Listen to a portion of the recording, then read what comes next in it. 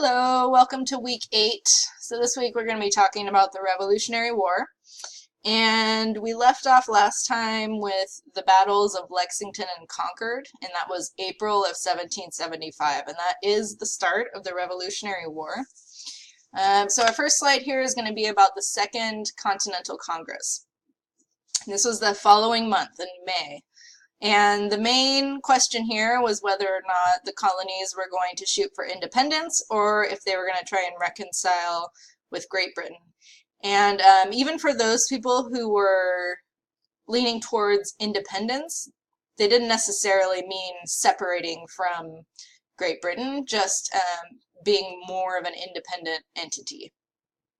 So the first thing, or one of the first things they did was create this olive branch petition. And this was a message to George III. It affirmed loyalty to him, but condemned his advisors and his ministers. George III, however, refused to even receive it or look at it. So that did not do any good. So Congress at this time was denying that its goal was independence. But while it was denying that, it was preparing for war. So it created the Continental Army. It started issuing paper money, partly in order to pay for that army, and it chose their commander. They chose George Washington, and they chose him on June 15th, which that was when that was official. And then 2 days after two days after choosing George Washington, we have this Battle of Bunker Hill. So June 17th, 1775. You may recall in Boston, the colonial militia was surrounding the British troops at Boston. And so they were surrounding Boston on these hills, on the heights of Boston. Major General Howe, who was the British general, ordered his troops to attack these colonial militia that were surrounding Boston, on the heights of Charlestown, actually. And the Americans had this really good fortified spot on Breed's Hill.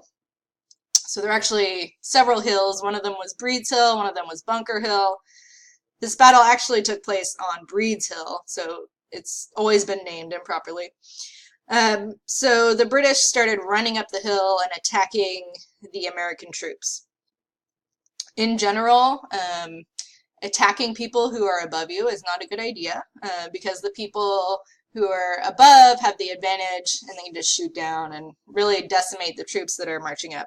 And so that is what was happening, is that the Continental militia was just firing on the British troops. There were a ton of casualties. However, the Americans started running out of ammunition and they began retreating. So it actually did end up being a British victory. They took Breed's Hill, but it was the worst British casualty rate of the entire war. So they started with 2,500 troops. 228 of those 2,500 died, so almost like 10% dead, and then another 826 were wounded.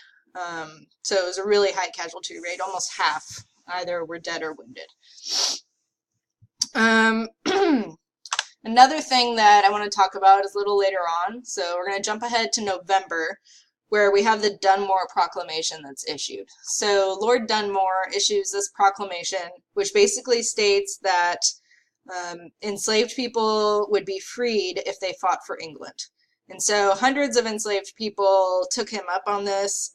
George Washington was definitely not a fan of the Dunmore Proclamation. He was not willing to offer freedom to enslaved workers. And he actually said that Dunmore should be instantly crushed for issuing this proclamation. So in December of 1775, with some of these new troops, Dunmore leads his forces to battle outside of Norfolk, Virginia. It does not go well for him, so Dunmore and his troops are defeated and they flee Virginia. Some of the enslaved soldiers that were captured were executed. Some were sold back into slavery, but in the Caribbean, where it's a harsher lifestyle. And then some got away and continued to fight for England. In January of 1776, so immediately after Dunmore is defeated, is when Thomas Paine writes and publishes Common Sense, which you've definitely read in detail, I know. And in May of 1776, the city of London petitioned George III to try and make peace with the colonies, and he went ahead and refused. So he was not going to be open to peace talks with the colonies while they were in open rebellion. Okay, so that takes us to June and July of 1776. June, we have a motion for independence. So people are officially deciding that they want to be independent from Great Britain, so they offer this up in Congress, and there's going to be a vote.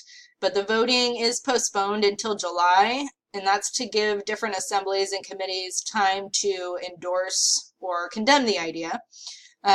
Some people on the subcommittee for independence were Thomas Jefferson and John Adams. And Thomas Jefferson, as you may know, wrote the Declaration of Independence, and then John Adams and Benjamin Franklin edited it. And you did read that or you will be, if you haven't already, be reading the Declaration of Independence. July 2nd, 1776 is when the Continental Congress votes for independence. So it's official, they've decided they're going to move forward with this. The following day, William Howe lands with a huge British fleet outside of New York City.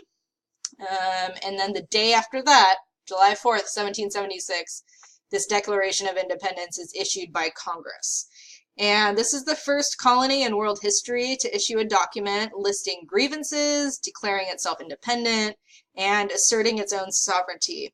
And they appeal to the rest of mankind to recognize the United States as free and independent of Great Britain. And you'll see this language a lot, sort of pleading with other nations, saying that, you know, this is going to affect you too, and it will affect your freedom if you do not help us and acknowledge that we are a free and independent nation. However, not all Americans favored independence, so there was still a large population of loyalists in 1775, about 20% of the population. And the British were certainly favoring causes of disenfranchised Americans. So you may remember from reading in Zinn, the regulator movement and the tenants and other rebels and, you know, vagabonds or the homeless. England tended to side with them against the wealthy colonials. And then we also have a lot of merchants who very often were Anglican, and they still were definitely siding with England. A lot of people were still opposed to taxes and the way they were being treated by Great Britain, but did not like this American radicalism that was going on. And there was sort of a fear of instability if they went forward with independence, a fear of civil war if they went ahead with independence. And Thomas Paine kind of goes into that in Common Sense, saying that if we don't aim for independence, then we'll most certainly have a civil war. And he says that independence is a way to prevent that, which, as we all know, it doesn't end up preventing it. But most people, about 60-ish% of the population at this time, is neutral. They're not sure which way or if they even want to have an opinion. So if we look at some of the ideology of independence, there are a lot of Enlightenment ideas, and that's why I went into the Enlightenment a little bit a couple of weeks ago. So we see a lot of ideas of John Locke, especially in the Declaration of Independence. This talk of life, liberty, and the pursuit of happiness, the fact that those are unalienable rights. They talk about property rights. They reject the concept of monarchy and the amount of power given to one person. And republicanism starts becoming a main virtue of Americans, where people start valuing civic virtue, the common good, merit-based offices instead of inherited offices. And again, pushing this idea that the future happiness and freedom of all mankind depends on this one experiment of American independence. So really trying to rope other nations into this. So let's get into what's going on in New York. So in September of 1776, the Howe brothers attack Washington at Long Island. And so we end up having this series of New York battles throughout the fall. And these battles didn't completely destroy the American troops, but there were so many British victories that Britain ended up occupying New York City for the rest of the war. So that would be their home base for the duration of the Revolutionary War, was New York City. So England would remain there. General Cornwallis ended up chasing Washington not only out of New York, but across New Jersey and into Pennsylvania, which was a bit of an embarrassing situation for Washington. Your next extra credit opportunity, I believe in 2 weeks, one of your opportunities is going to be watching Turn episode 1. And this whole series of New York battles is definitely represented in that first episode of the TV show. Sorry. This is also the time when Great Britain starts using Hessian mercenaries. So they got these mercenaries they're paying from Germany, from the German states, to come over and fight for Great Britain here. Okay, moving along. Battle of Trenton. This is December 25th. And that same month, December of 1776, Thomas Paine writes another article. It's called The American Crisis. And part of it was very inspirational, and Washington would quote it to his troops. And one of the quotes that he particularly used was, "These are the times that try men's souls." And that kind of like inspired them in these upcoming battles. So Christmas night, 1776, we have this Battle of Trenton. Washington leads a surprise attack on this Hessian camp. And typically they weren't using surprise attacks, they were organized attacks.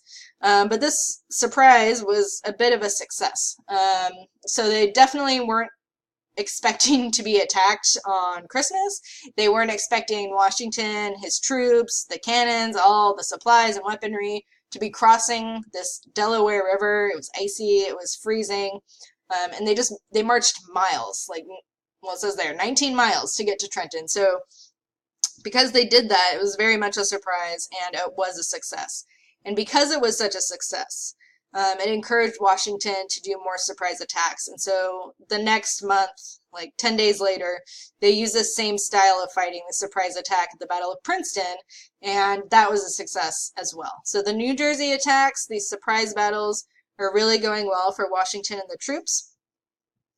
I do want to touch on Benjamin Franklin a little bit. We talked about him in the Enlightenment one. Let's talk about him again. He's a very important figure during the Revolutionary War. He is the diplomat for the United States in France. So he lived in France from December of 1776 until 1785. So he was there for quite a while. And his goal while he was there was to gain French military and diplomatic help. France had always been natural enemies with England, and however, Louis XVI was not super eager to help because, you know, he's the very definition of an absolute monarch, and helping another nation overthrow their monarch didn't really make a lot of sense for him. But Benjamin Franklin was there. He was super popular. All the French elite wanted Benjamin Franklin to come to their parties. Everyone was socializing with him. He was so popular that his face was on French goods and decorations. Like, his face was on a teapot and pillows, etc. And so because he was so popular, he got a lot of unofficial support from France. So definitely the aristocrats he was mingling with and different Enlightenment folks were contributing and giving him money for the American cause. And he was talking about this cause like it was the cause for all mankind, again, really pressuring them for their own good to help the American struggle. And so eventually he became so popular that the government had to acknowledge him diplomatically. And so he was officially recognized as the diplomat, and he was being taken into consideration. They're considering French aid, but they wanted one, key battle to be won to demonstrate to them that the United States was worthy of their help. Okay, so we're going to pause here, and we'll come back for a part 2. See you in a bit.